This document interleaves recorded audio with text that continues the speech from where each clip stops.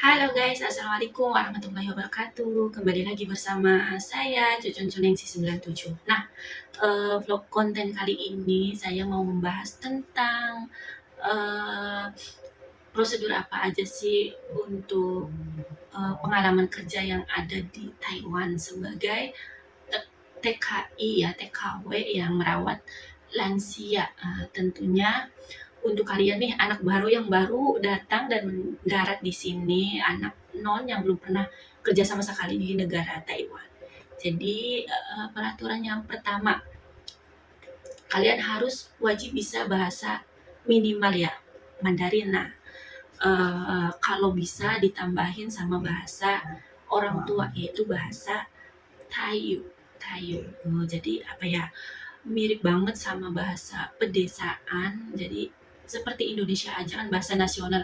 Nah, bahasa nasionalnya itu kan bahasa Indonesia ya. Kalau bahasa pedesaan itu seperti bahasa Jawa, bahasa Sunda, ya pokoknya bahasa eh, desanya gitu, bahasa orang tua. Nah, karena biasanya orang tua yang kita jaga atau dirawat ini mereka belum terlalu paham sama bahasa Mandarin meskipun mereka asli orang Taiwan. Karena kenapa? Karena mereka dulunya tidak sekolah. Sama halnya kayak orang-orang tua di desa-desa kita gitu ya. Mereka juga tidak terlalu lancar bahasa Indonesia. Jadi mereka kebanyakan ngertinya bahasa Jawa atau bahasa desanya gitu, bahasa Sunda, Jawa atau bahasa apa ya semacam kayak bahasa Aceh gitu, kayak bahasa desaan daerahnya. Nah, itu peraturan yang pertama ya. Yang kedua, jadi untuk eh, kalian yang bekerja eh, merawat lansia atau orang jompo tentunya harus mengerti cara merawat lansia atau merawat orang tua yang sudah sangat jompo. Contoh seperti cara memapa, terus cara ngasih minum, cara ngasih makan, cara mandiin seperti itu. Itu harus kalian wajib eh, tahu ya. Tentunya kan banyak PT-PT pemberangkatan TKW, TKI. Di situ kalian harus wajib benar-benar fokus belajar. Jangan sampai digunakan yang tidak baik. Terus peraturan yang ketiga, peraturan yang ketiga biasanya bagi pekerja migran entah itu Indonesia, Filipina, Vietnam yang menjaga orang tua, pokoknya yang kerja di Taiwan pasti tahun pertama itu akan mendapatkan potongan sesuai perjanjian PT kalian bersama agensi gitu ya. Ada yang 9 bulan, ada yang 7 bulan, ada yang 6 bulan. Itu tergantung perjanjian dari PT kalian yang 7 dengan agensi kalian. Terus peraturan yang ke tadi tuh berapa sih peraturan yang keempat ya tadi kayak ketiga ya. Ada ya Allah kan. Jadi peraturan yang keempat itu eh, untuk aku pribadi yang pengalaman pertama kerja di Taiwan itu tahun pertama itu belum sempat diperbolehkan libur itu ya waktu majikan aku. Tapi untuk majikan kalian yang anak baru nggak tahu boleh diliburkan berapa bulan kemudian atau berapa tahun kemudian, karena sistem kerja di Taiwan sama di negara lain seperti Hong Kong ya, mereka itu kayaknya Sabtu Minggu itu diwajibkan libur. Kalau nggak libur mereka dapat uang lembur gitu. Halnya sama seperti di Taiwan juga, nanti ada kaitannya sama keterangan gaji-gaji kalian, gaji pokok, lembur, potongan untuk bayar akses, bayar HRC, bayar medical dan lain-lain sebagainya. Oh ya, untuk peraturan yang kelima.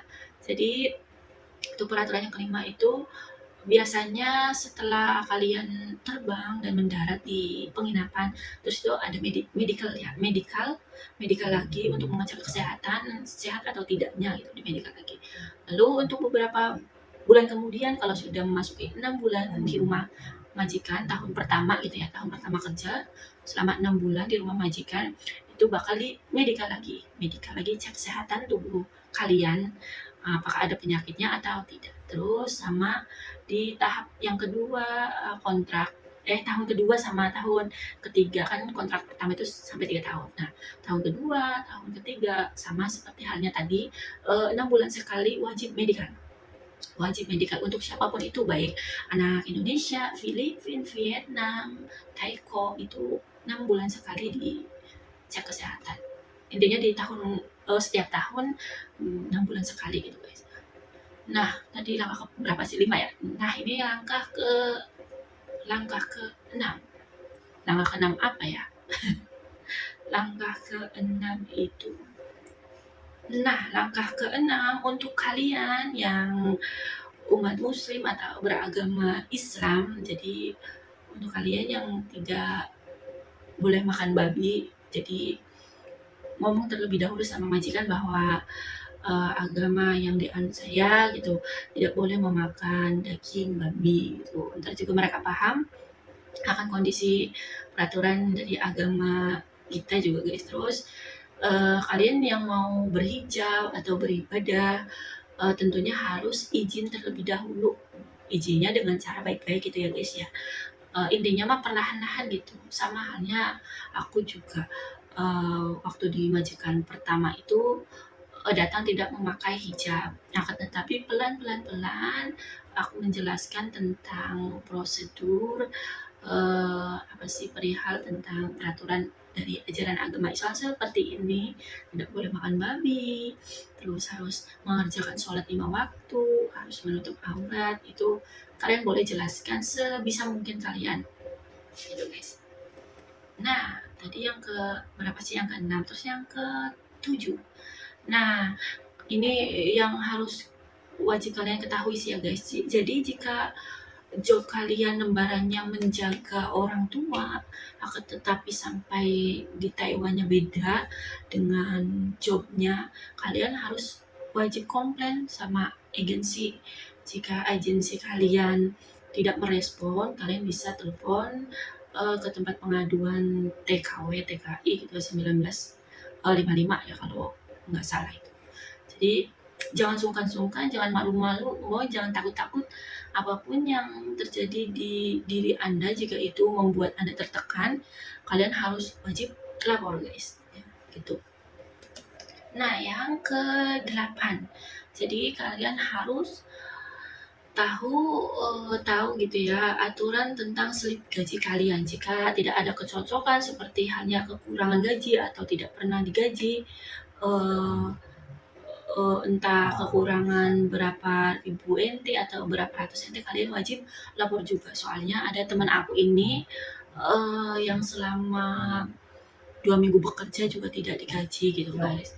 Terus ada juga teman aku yang beberapa bulan juga tidak digaji karena mungkin apa ya, majikan yang dia rawat juga mungkin orang yang nggak punya, tapi itu kan kewajiban kita. Jadi untuk kalian jangan takut-takut perihal tentang gaji kalian gitu guys. Karena di sini di negara Taiwan itu undang-undangnya sangat ketat banget, ketat sekali. Jadi kalaupun kamu lapor sedikit ke polisi, dia akan membantu, dari pihak polisi itu akan membantu kamu dalam permasalahan apapun itu.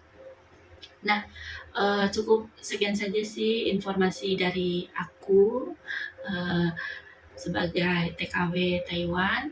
Mohon dukungannya untuk channelku ini guys. Jangan lupa like, share, and subscribe supaya channelku ini bisa berkembang luas sehingga banyak informasi yang aku berikan terhadap kalian. Khususnya untuk anak baru nih ya. Jangan sungkan-sungkan komen di kolom komentar apa saja sih yang perihal kamu ingin ketahui tentang negara ini. Barangkali aku pun bisa menjawabnya, insya Allah.